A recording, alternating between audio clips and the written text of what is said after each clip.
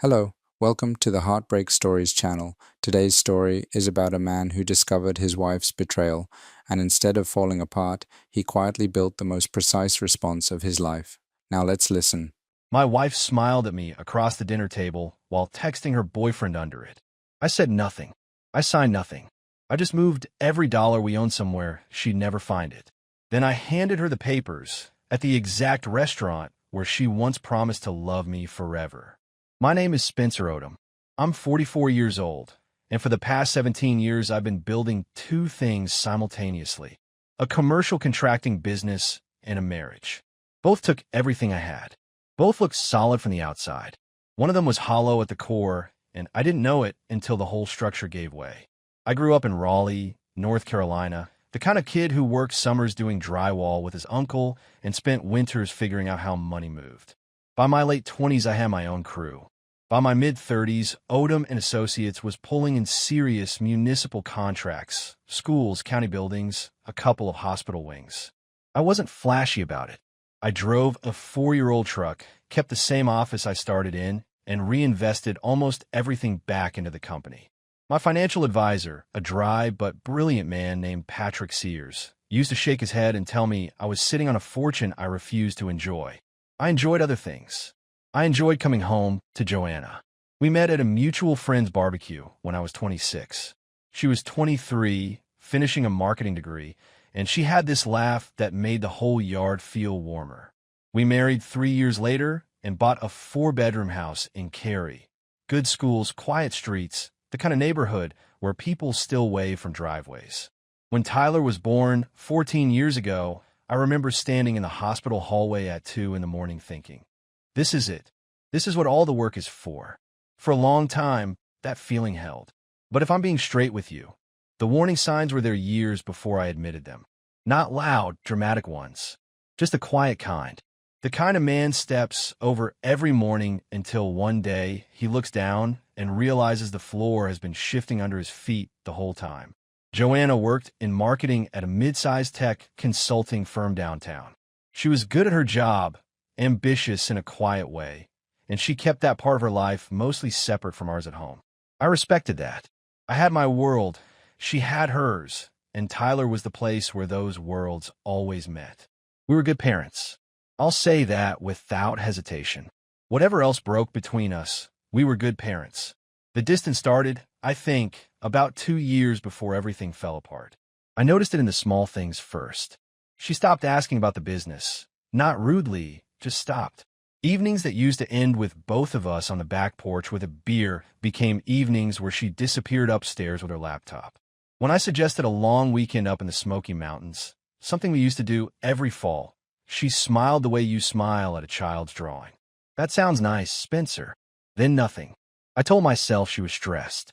Her company had brought in a new senior project team, and there'd been a shuffle in responsibilities. Change was hard. I understood change. What I didn't understand yet was that one of those new senior arrivals was a man named Shane Pruitt. I wouldn't learn his name for another few months. That October evening, I was in the kitchen finishing up some invoices when Joanna came through the back door later than usual. She smelled different. Not perfume exactly, just different, like she'd been somewhere that wasn't the office. I looked up. She set her bag on the counter without meeting my eyes and said something about a project deadline running long. Everything okay? I asked. Just tired, she replied, already moving toward the stairs. I watched her go. Tyler was upstairs doing homework. Our house was warm and lit, and everything looked completely normal. That's the part that stays with me. Everything looked completely normal. I went back to my invoices. I told myself the distance I felt was just the weather, something seasonal, something that would pass. I was a man who built structures for a living. I knew how to read load-bearing walls, how to spot a foundation problem before it became a collapse. I missed every single sign. Shane Pruitt walked into Joanna's professional life the same way a slow leak walks into a wall, quietly, without announcement, and by the time you notice the damage, it's already structural. I didn't know his name until November. But looking back, the signs were already there in October, wearing the same ordinary clothes as everything else in our daily routine. Joanna started talking about work differently. Not more, actually less, but with a different energy underneath. She'd come home, and instead of the usual flat rundown of meetings and deadlines, she'd sometimes smile at her phone before setting it face down on the counter. Small thing. Easy to explain away. I explained it away about a dozen times before I stopped bothering. The first time she mentioned Shane, it was casual. Almost too casual. "There's a new senior guy on the Henderson account," she said one evening, not looking up from the salad she was putting together. "Shane Pruitt. He's sharp. Really good at client management." "Good," I replied from across the kitchen island. "You could use some backup on that account." She nodded, and that was the end of it. Or so I thought. Over the next few weeks, Shane Pruitt's name came up the way a song comes up on the radio. Not constantly, but enough that you start knowing the melody. Shane suggested a different presentation format. Shane handled that client call really well. Shane has this way of reading a room. I listened to all of it and filed it under work colleague. I had no reason to do anything else. Meanwhile, something else was shifting, and this one I noticed more clearly. Russell Malone had been my best friend since we were both 23 and sharing a beat-up duplex off Hillsborough Street. He'd gone on to become one of the sharper family law attorneys in Wake County. We grabbed lunch every few weeks at a diner on Western Boulevard. Same booth, same bad coffee, same easy conversation. That November, we were halfway through our burgers when Russell set us down and looked at me with that flat, careful expression he uses in courtrooms. "You doing all right, Spence?" he asked. "Fine. What?" "Joanna seemed off when I saw her at Katie's thing last weekend," Russell said, measuring each word. "Distracted. On her phone a lot." I told him what I'd been telling myself. New account, new team member, busy season. Russell nodded slowly, the way he nods when he's deciding how much to say. He picked his burger back up and changed the subject.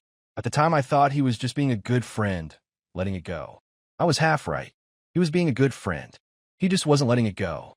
What I didn't know then, what I wouldn't know for another month, was that Russell had gotten a call from Casey Wren, Joanna's closest friend, a week before that lunch. Casey had seen something.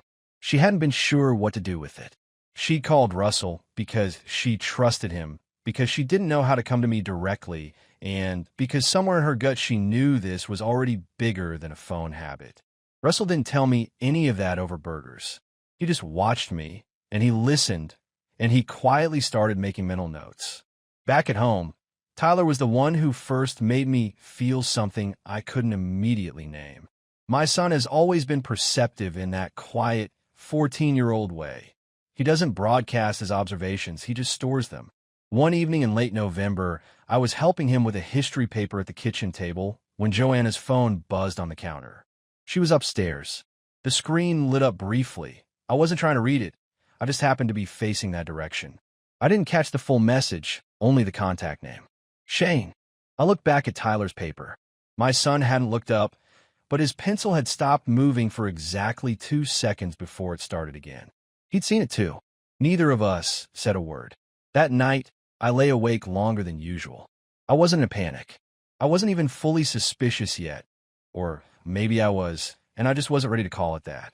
What I felt was more like the particular alertness of a man on a job site who hears a sound he can't immediately identify. You don't stop what you're doing. You just start paying a different kind of attention.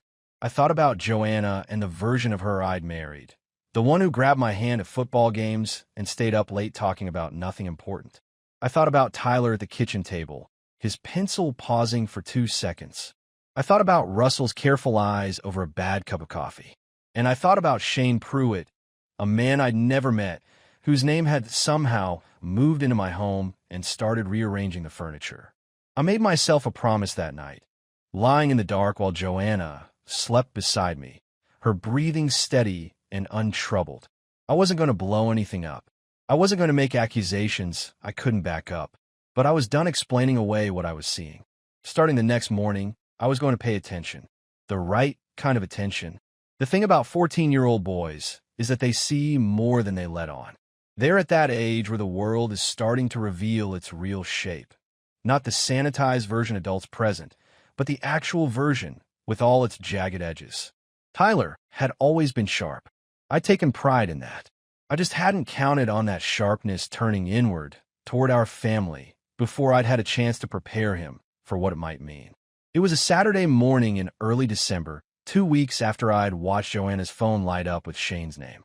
Joanna had left early for what she called a team strategy session on a Saturday, which she'd explained as an end-of-quarter push. I didn't argue. I was watching now, storing things. Tyler and I were in the kitchen, me with coffee, him with a bowl of cereal he was eating without much enthusiasm. "Dad," he said, not looking up, "can I use your laptop?" "Mina's updatings." "Sure.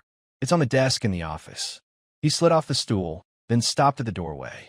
He turned around slowly, and when he looked at me, there was something in his expression I hadn't seen before, something older than 14 and heavier. "Dad," he said again, quieter this time. "I saw something on Mom's iPad last week. When I was looking for the Netflix password, I set my coffee down." "What did you see, bud?" He pulled in a breath. "Messages from some guy named Shane." He paused, his jaw tight the way mine gets when I'm working through something I'd rather not say out loud. They weren't about work. The kitchen went very still.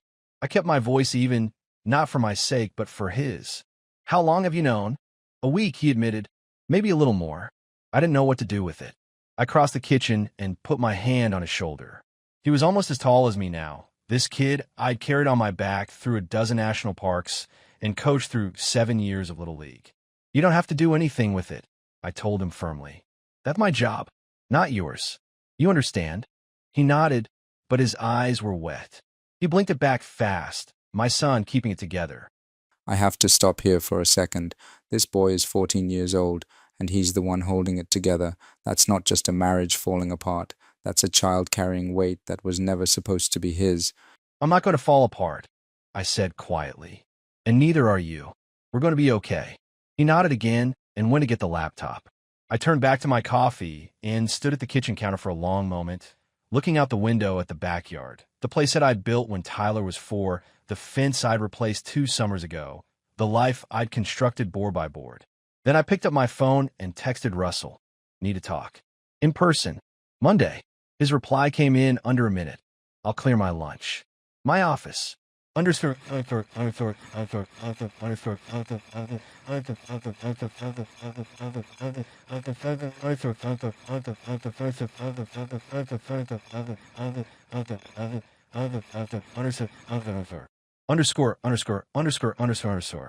Russell's office was on the 4th floor of a building downtown, all clean lines and legal journals. He poured us both coffee from a carafe on the credenza and sat across from me without any preamble. "Talk," he said. I laid it out, everything. The behavior changes, the phone habits, the name I'd seen on the screen, and now Tyler. Russell listened without interrupting, his elbows on the desk, his hands folded under his chin. When I finished, he was quiet for a moment. "You want to know your options?" he said finally. It wasn't a question. "I want to know everything," I replied. "Every option, every implication. I'm not doing anything half-measured." Russell nodded slowly. "Okay, first thing, don't confront her yet. Not until we know the full picture." He leaned forward. "Second thing, you have a business, Spence. Odom and Associates is a significant asset. Before anything goes public, before papers get filed, we need to look very carefully at how that business is structured." He said it carefully, the way Russell says things he means you to take seriously. I looked at him. "You're saying protect it. I'm saying understand it," he replied. "What you do with that understanding is up to you." I drove home that afternoon with Russell's words sitting in the passenger seat beside me. That evening I called Patrick Sears, my financial advisor, and asked him to schedule a meeting. Urgent. Confidential. Patrick didn't ask questions. He knew my tone well enough. I went through the rest of that evening running the same plays I ran on every job site. Calm surface, full attention underneath. Joanna came home at 7, carrying takeout bags and talking about traffic. Tyler was polite at dinner. No more, no less. I watched them both across the table and thought about foundations, what holds, what doesn't, and what a man has to do when he finally decides to stop pretending the structure is sound. Patrick Sears kept an office in a low-profile building off Six Forks Road. No sign on the door, just a suite number. He had managed my finances for 11 years and was the kind of man who treated other people's money with a seriousness bordering on the religious. When I sat down across from him that Wednesday morning and told him I needed a full structural review of every asset attached to my name, he didn't flinch. Personal, business, or both? He asked, pen already out. Everything, I said. He worked through it methodically over the next 2 hours. Odom and Associates was structured as an LLC with me as the sole managing member. Clean, straightforward. The business accounts were separate from our joint personal accounts, which was something I'd insisted on from the beginning, a habit born from watching my father lose everything in a messy divorce when I was 12. I'd always kept the walls up between business and personal finances. It turned out that instinct was about to serve me better than I'd ever imagined. Patrick walked me through what a restructuring would look like.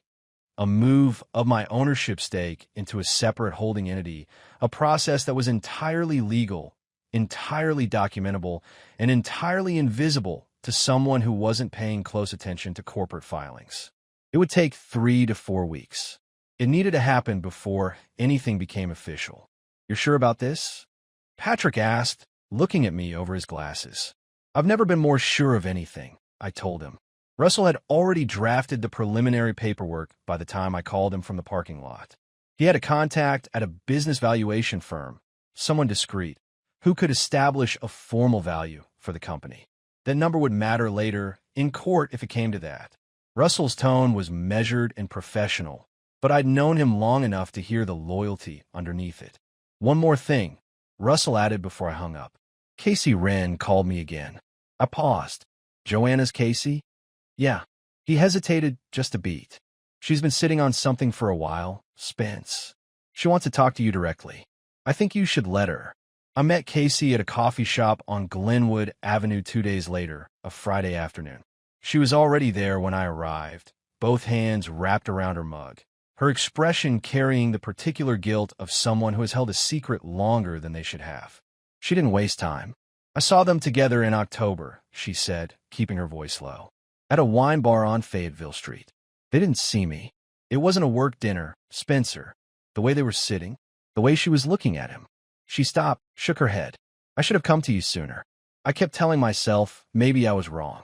You weren't wrong, I said quietly.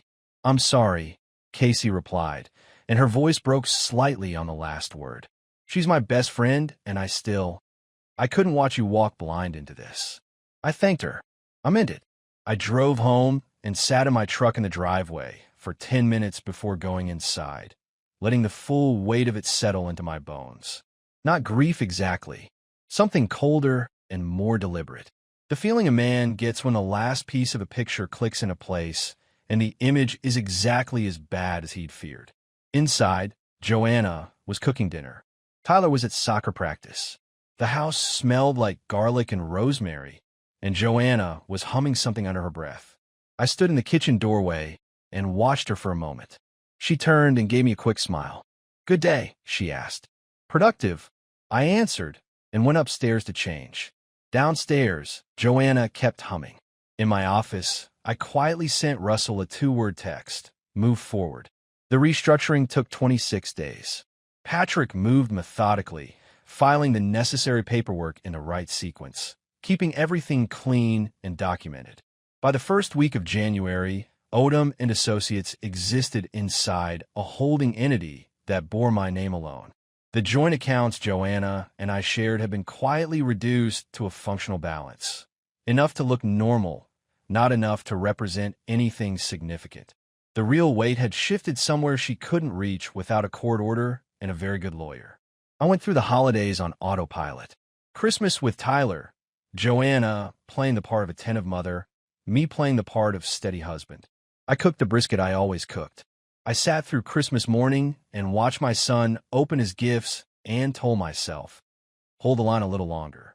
Tyler and I had found a quiet understanding between us. We didn't talk about it directly, but I saw in the way he stayed close to me that week, the way he'd catch my eye across a room and give me a small nod.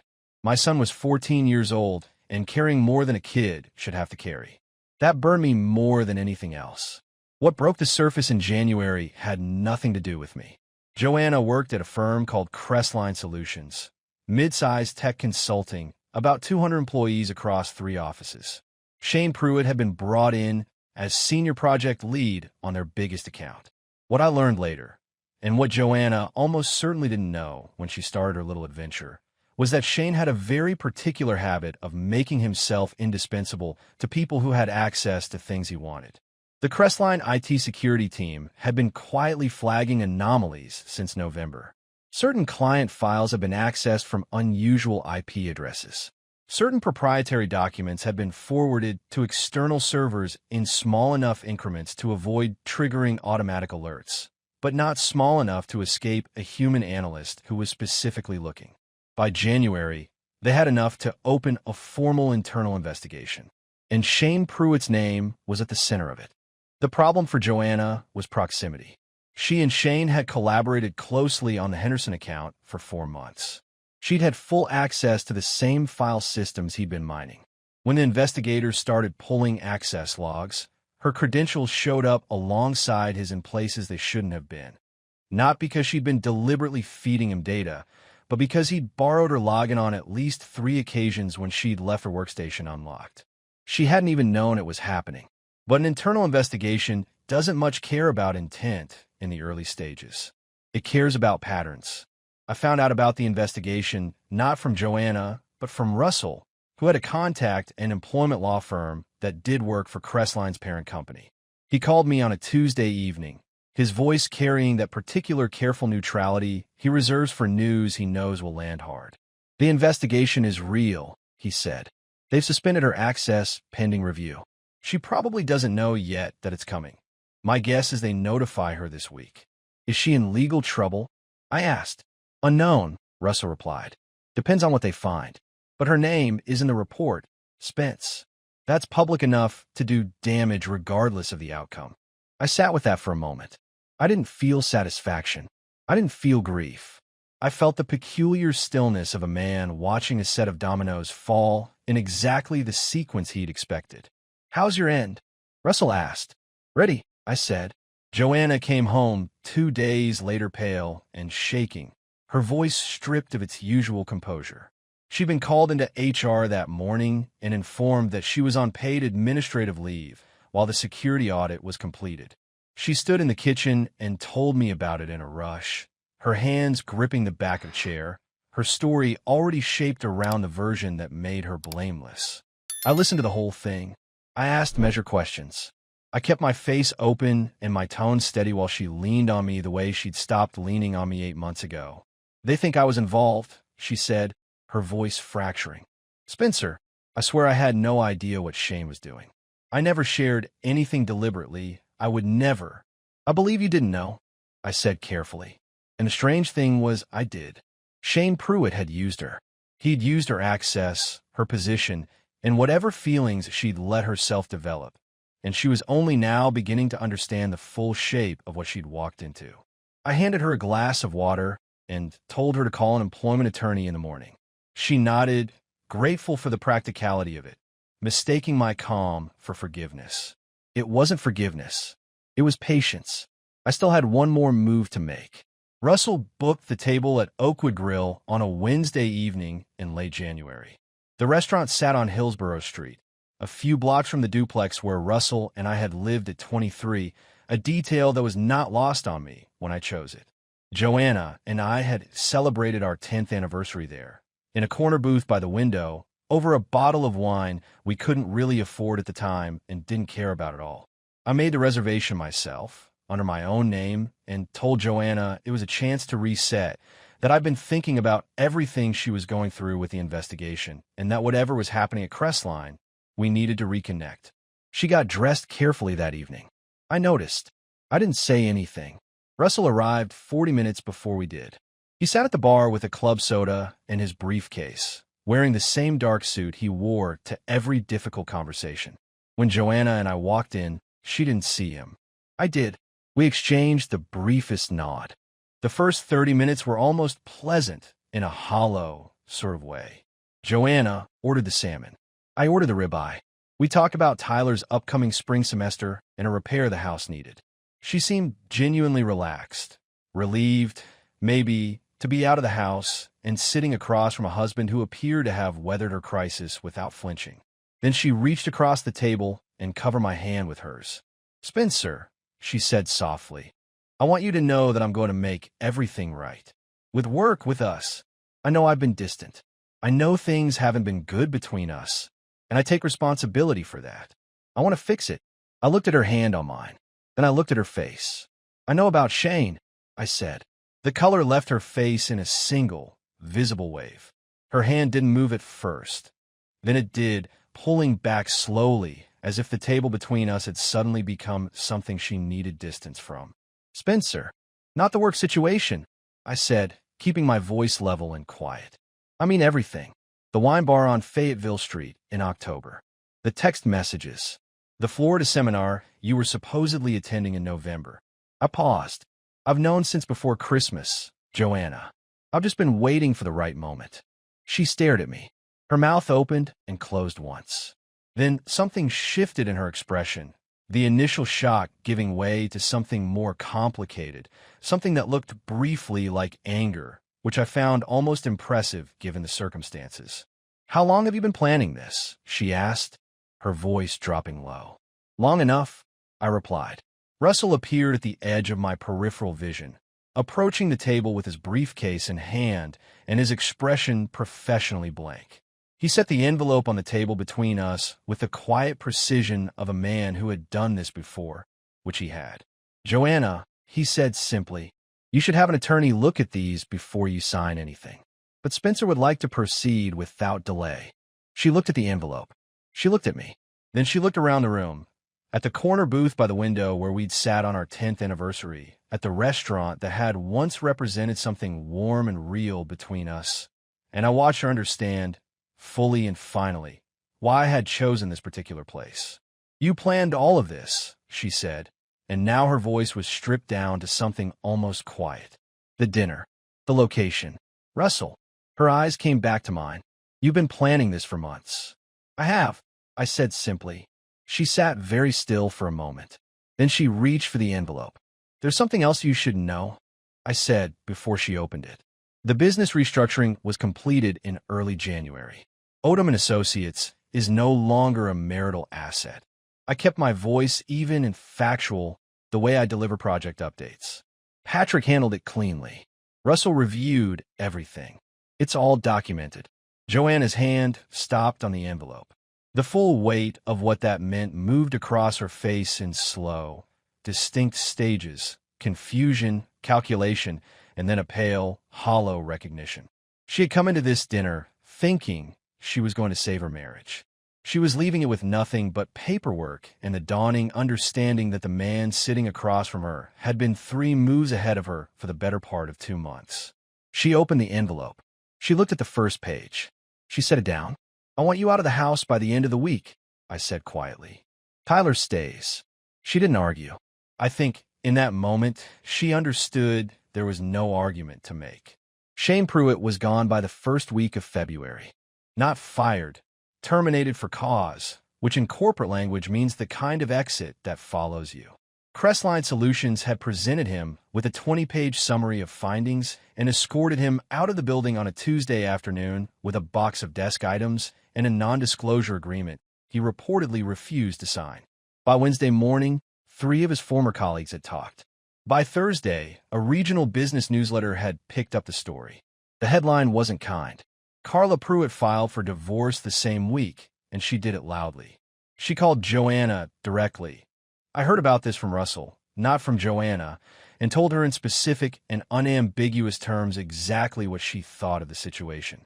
Carla was not a woman who processed betrayal quietly, and whatever she said in that phone call left Joanna pale and shaking for the better part of a day.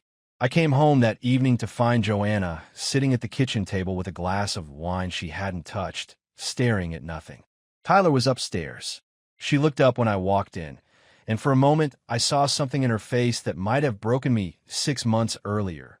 Genuine remorse, the kind that arrives too late to be useful. "Carla called me," she said. "I know," I replied, setting my keys on the counter. She said. Joanna stopped, pressed her lips together. She said a lot of things. I imagine she did. Joanna wrapped both hands around the wine glass without lifting it. "Spencer, I need you to know that I never wanted any of this to Joanna. My voice was quiet but final. The tone I use when a conversation has reached its natural end. You need to focus on finding a good attorney. That's the most useful thing you can do right now. She looked at me for a long moment. Then she nodded and looked back at the table. I went upstairs, checked in on Tyler. Homework spread across his bed, headphones around his neck, and told him dinner would be ready in 30 minutes. He gave me a nod and a small, tired smile. The kind of smile that said, "I know, Dad. I know you've got it." That smile kept me moving. The next 2 weeks brought the full weight of public consequence down on Joanna's side of the story. Crestline's investigation had cleared her of intentional involvement. Shane had used her credentials without her knowledge, and the audit trail confirmed it. But cleared didn't mean invisible. Her name had appeared in enough internal communications that when the story circulated through professional networks, it circulated with her attached to it. Colleagues stopped reaching out. A lunch she'd scheduled with 2 former clients was quietly canceled with vague apologies. She wasn't ruined professionally, but she was marked. And in a city like Raleigh, where professional circles overlapped like Venn diagrams, marked was enough to set a career back by years. Shane, for his part, had moved on in the most literal sense possible. By mid-February, he'd relocated to Charlotte, where he apparently had an uncle willing to give him a soft landing. Carla kept the house. Their 2 kids stayed with her. The story of Shane Pruitt ended not with drama, but with the particular quiet of a man who had burned everything around him and then simply left town to avoid the smoke. Joanna moved into a short-term rental in late February, a furnished apartment in North Raleigh, 15 minutes from the house. The actual moving out was a Saturday, gray and cold, and I took Tyler to his soccer scrimmage to give her the space to do it without the 3 of us standing around the emptiness together. When we came home that afternoon, the closet was bare, the bathroom counter was cleared, and the house felt not empty exactly, but different, lighter in some ways, heavier in others. Tyler dropped his bag by the door, looked around the kitchen, and said, "You want me to start the pasta?" "Yeah," I said. "That'd be great." We cooked together without talking much, and it was exactly the right amount of silence. The divorce hearing was scheduled for a Thursday morning in March, in a courtroom on Salisbury Street that smelled like old carpet and institutional coffee. Russell had prepared meticulously. That was his natural state. And I arrived in a dark jacket and the calm of a man who had done every piece of preparation available to him and was ready for whatever the morning produced. Joanna sat across the aisle with her attorney, a competent woman named Patricia Hale who had a reputation for aggressive negotiation. Joanna looked composed but tired, the kind of tired that accumulates over weeks of disrupted sleep and difficult conversations. She didn't look at me when I walked in. I didn't need her to. The opening arguments were procedural and dry. Russell presented the asset documentation cleanly. The restructuring, the valuation, the holding entity, all of it organized with the precision of a man who had been quietly building this case since December. Patricia Hale raised objections in 3 places. The judge sustained one of them. The math still held. Then Russell called his witness. His name was David Kirby. He was a mid-level project coordinator at Crestline Solutions who had worked adjacent to Joanna and Shane's team for the duration of the Henderson account. He was 38 years old, mild-mannered, and visibly uncomfortable on the stand, which made him exactly as credible as Russell had predicted. David Kirby testified that on a Wednesday evening in November, he had stayed late in the office to finish a quarterly report. He had been in the break room when Joanna and Shane had entered, unaware he was there. He had heard their conversation, not deliberately, simply because the room carried sound. He testified calmly and without embellishment that what he had overheard was not a professional exchange. Patricia Hale cross-examined him sharply, pressing on his sight lines his exact position, whether he could have misunderstood the context. David Kirby held his answers steady throughout. She said she didn't want to go home, he told the courtroom, his voice flat and factual.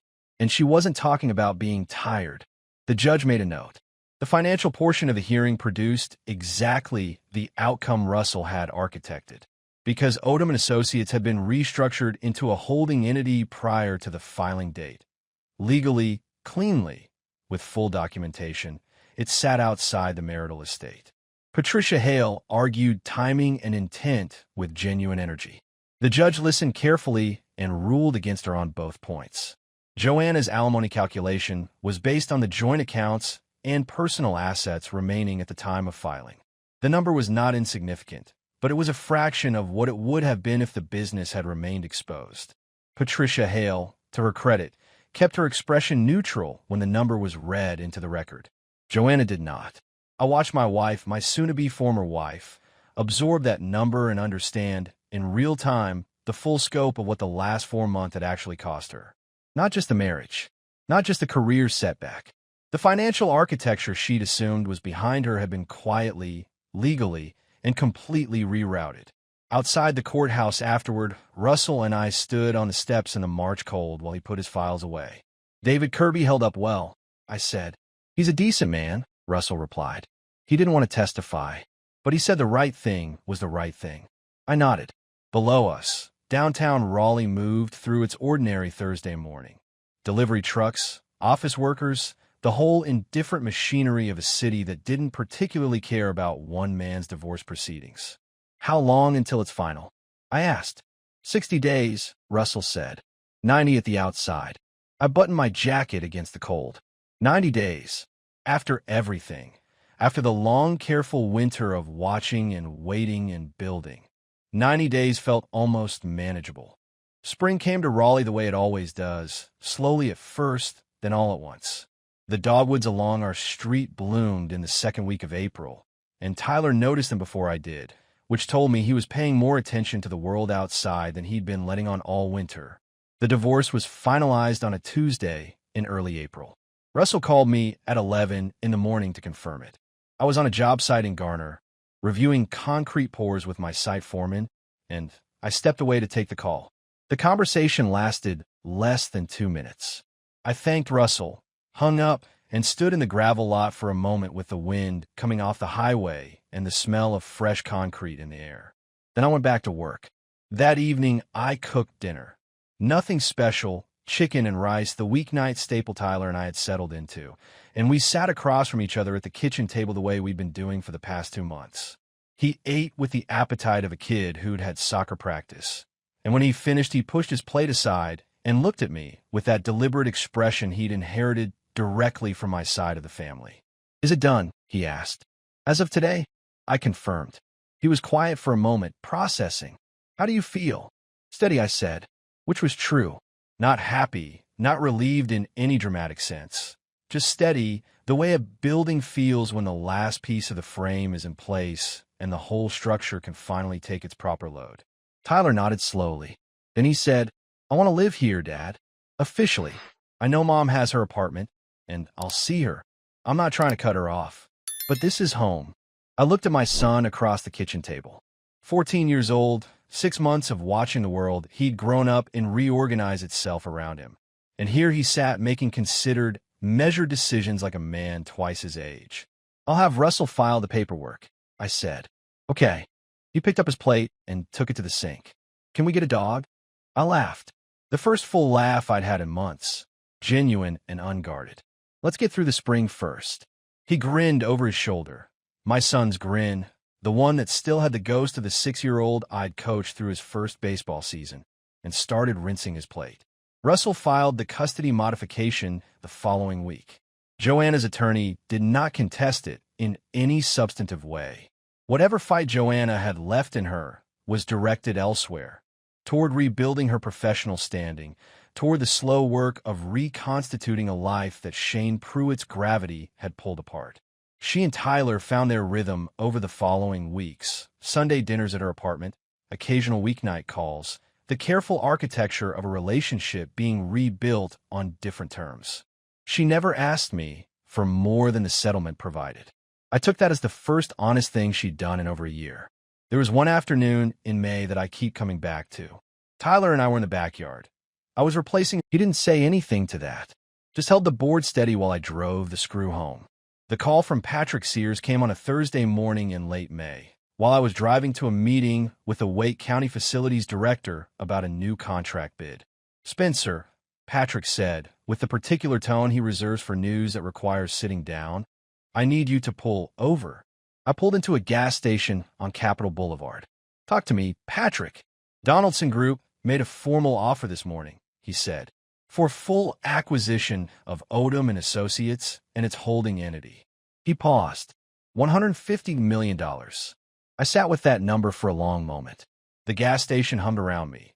A delivery truck pulling in, a woman at the pump two spots over, the ordinary machinery of a Thursday morning that had no idea what had just been said inside my truck. Donaldson Group was a national commercial construction conglomerate that had been circling the mid-Atlantic market for 2 years. Patrick and I had discussed the possibility of acquisition interest the previous fall, abstractly as a long-term scenario, and I told him I wasn't interested in selling.